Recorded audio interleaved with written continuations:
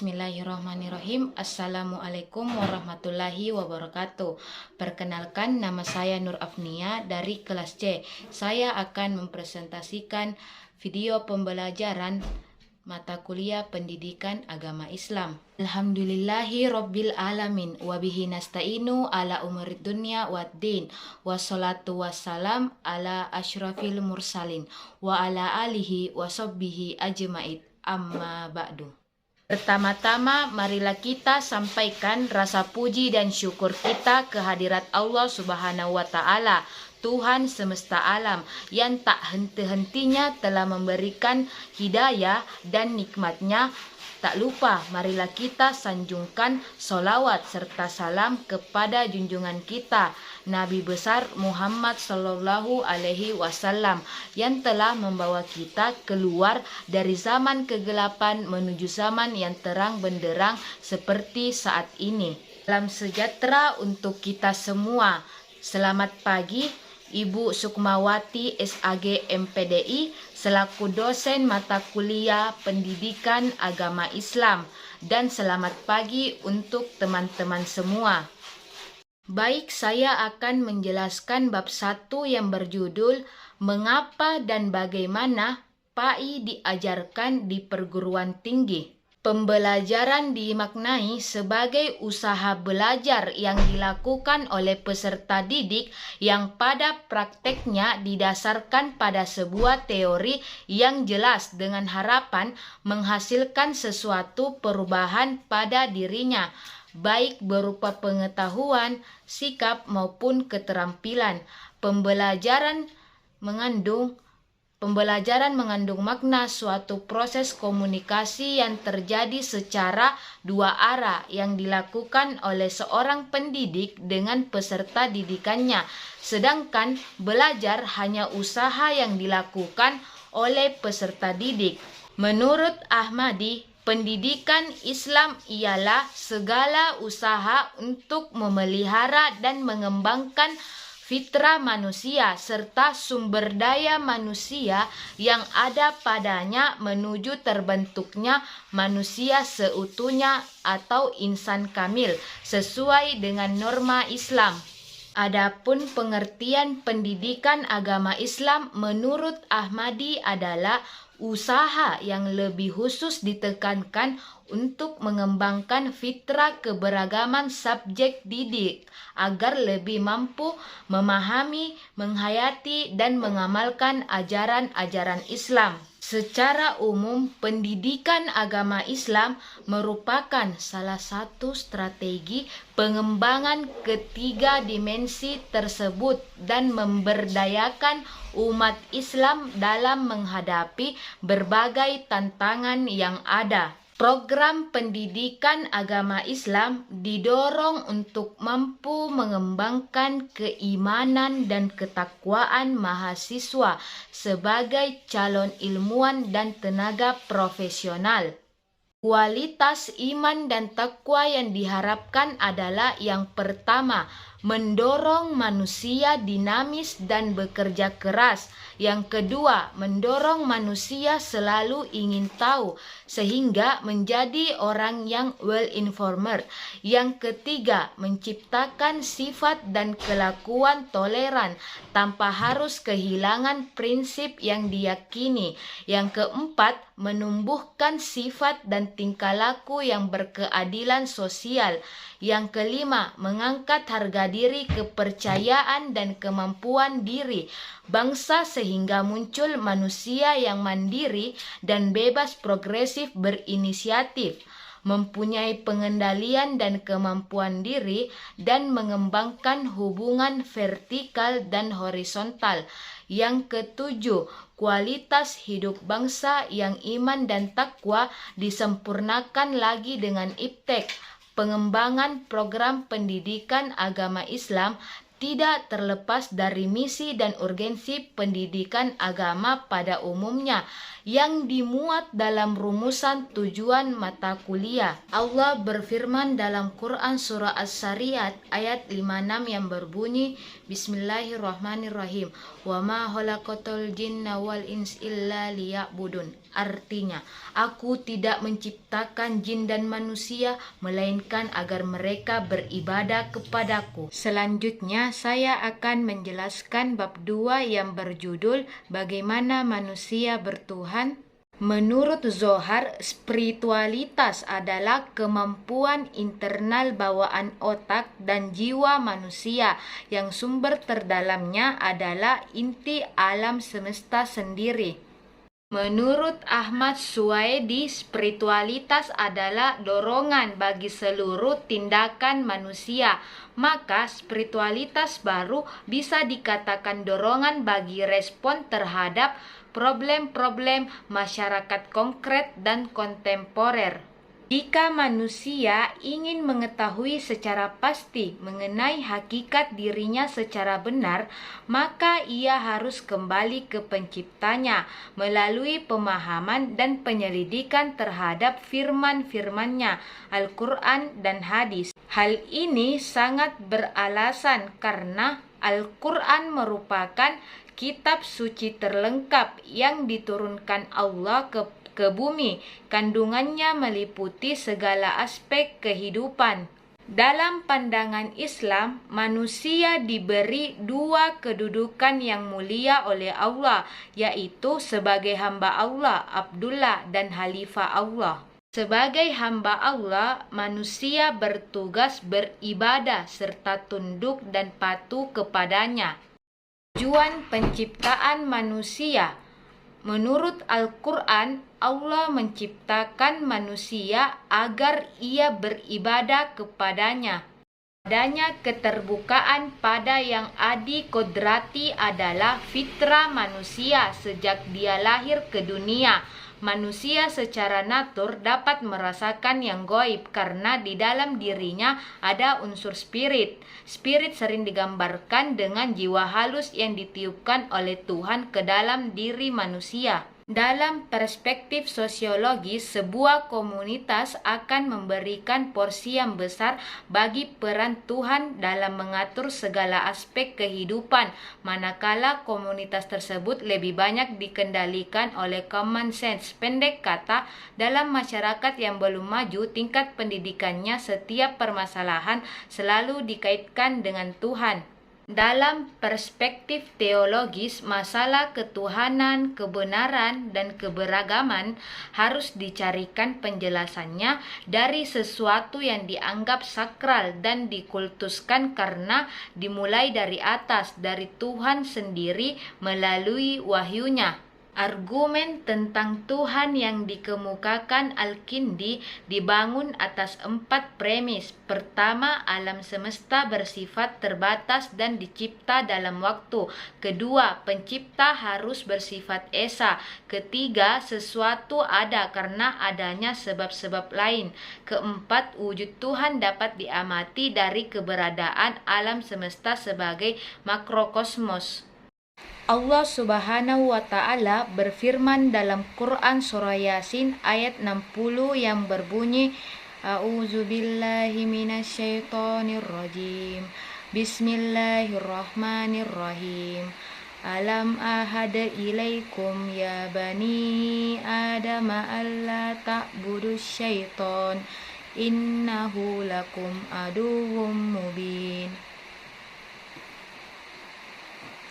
Artinya, bukankah aku telah memerintahkan kepadamu, wahai anak cucu Adam, agar kamu tidak menyembah setan?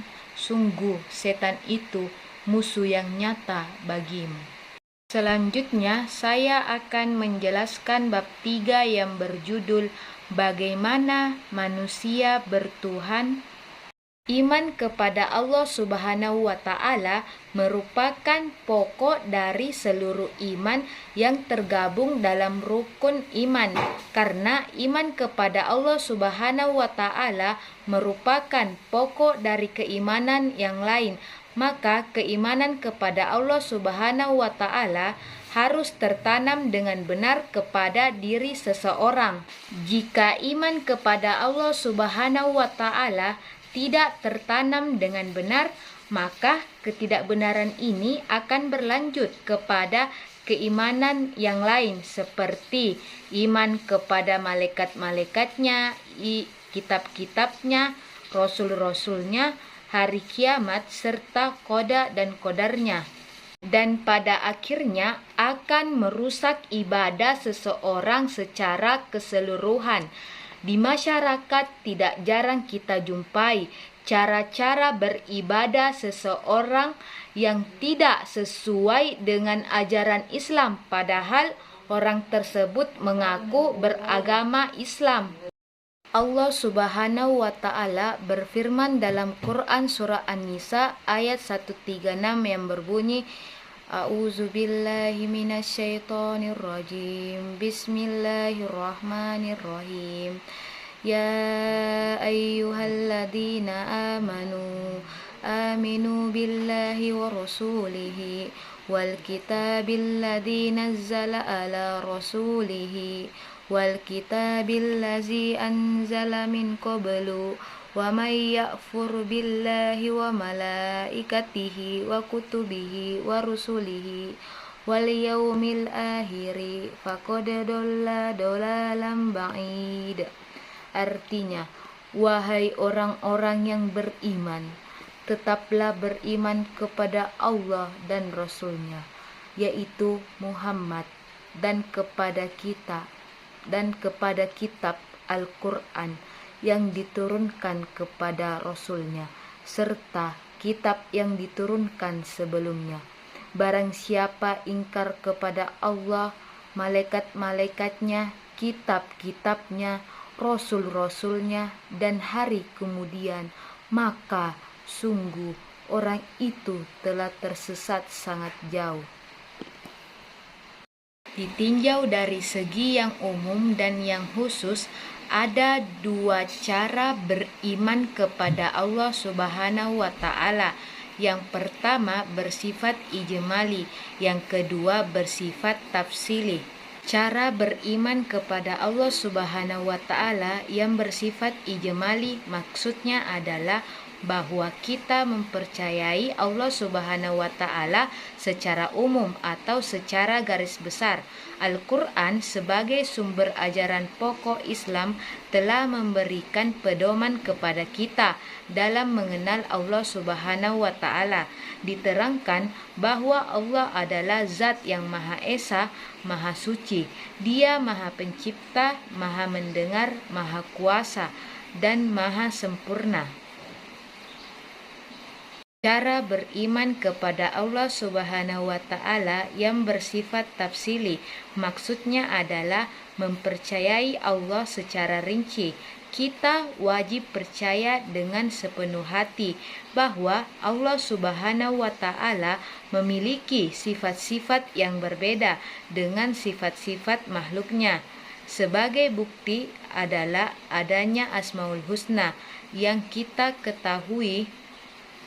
Nama-nama Allah dianjurkan untuk berdoa dengan Asmaul Husna serta menghafal dan juga meresapi dalam hati dengan menghayati makna yang terkandung di dalamnya. Selanjutnya saya akan menjelaskan bab 4 yang berjudul mengintegrasikan iman, Islam, dan ihsan dalam membentuk insan kamil. Menelusuri konsep dan urgensi Islam, iman, dan ihsan dalam membentuk insan kamil atau manusia sempurna. Muhyiddin Ibnu Arabi abad ke-13 Masehi adalah orang pertama yang mengemukakan istilah insan kamil. Kemudian Syekh Fadulullah menyebut insan kamil sebagai proses tanazzul atau turun terakhir Tuhan. Sebagaimana pandangan Ibnu Arabi, untuk dapat kembali kepada Tuhan, maka seseorang haruslah mencapai martabat insan kamil. Apa persyaratan seseorang untuk mencapai derajat insan kamil? Jika keislaman, keimanan, dan keihsanan merupakan syarat-syarat utama, lalu kualitas Islam, iman, dan ihsan yang bagaimanakah yang dapat mengantarkan seseorang mencapai martabat insan kamil? Ihsan dan insan kamil mungkin merupakan dua istilah yang asing atau kurang diketahui oleh kebanyakan kaum muslimin. Allah Subhanahu wa Ta'ala berfirman dalam Quran surah Al-Hujurat ayat 14 yang berbunyi, A'udzubillahi minasyaitonirrajim. Bismillahirrahmanirrahim. Qalatil a'rabu amanna qul lam tu'minu walakin qulu aslamna walamma yadkhulil imanu fi qulubikum wa in tuti'ullaha wa rasulahu la yalitskum min a'malikum syai'a innallaha ghafurur rahim. Artinya, orang-orang Arab Badui berkata, kami telah beriman. Katakanlah kepada mereka, kamu belum beriman, tetapi katakanlah kami telah tunduk Islam, karena iman belum masuk ke dalam hatimu. Dan jika kamu taat kepada Allah dan Rasul-Nya, Dia tidak akan mengurangi sedikit pun pahala amalmu. Sungguh Allah Maha Pengampun lagi Maha Penyayang. Selanjutnya saya akan menjelaskan bab 5 yang berjudul Bagaimana Agama Menjamin Kebahagiaan. Menurut Al-Alusi, bahagia adalah perasaan senang dan gembira karena bisa mencapai keinginan cita-cita yang dituju dan diimpikan.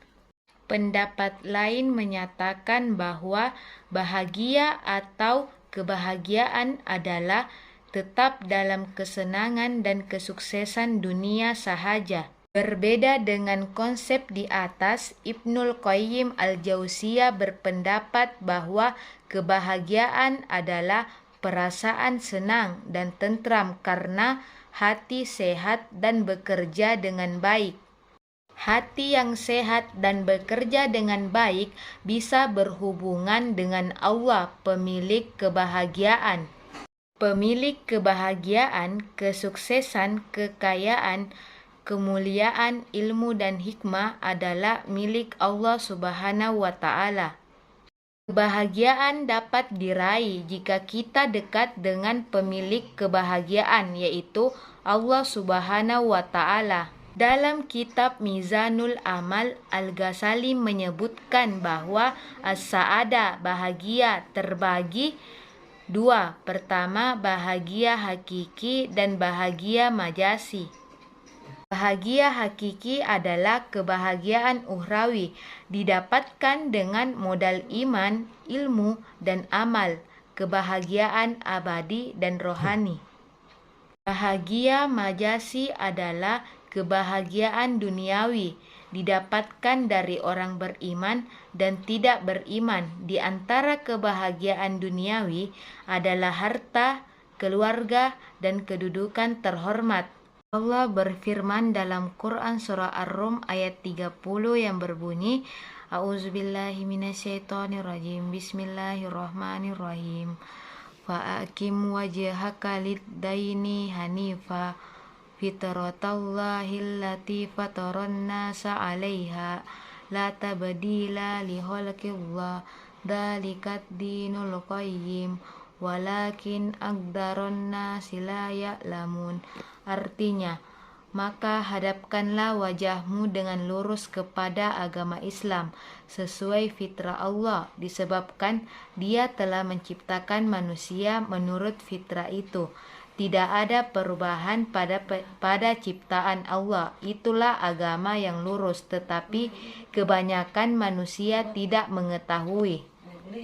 Karakteristik hati yang sehat menurut Ibnul Qayyim al-Jauziyah adalah: pertama, hati menerima makanan yang berfungsi sebagai nutrisi, iman, dan obat, yaitu Al-Quran. 2. Selalu berorientasi ke masa depan dan akhirat. 3. Selalu mendorong pemiliknya untuk kembali kepada Allah Subhanahu wa Ta'ala.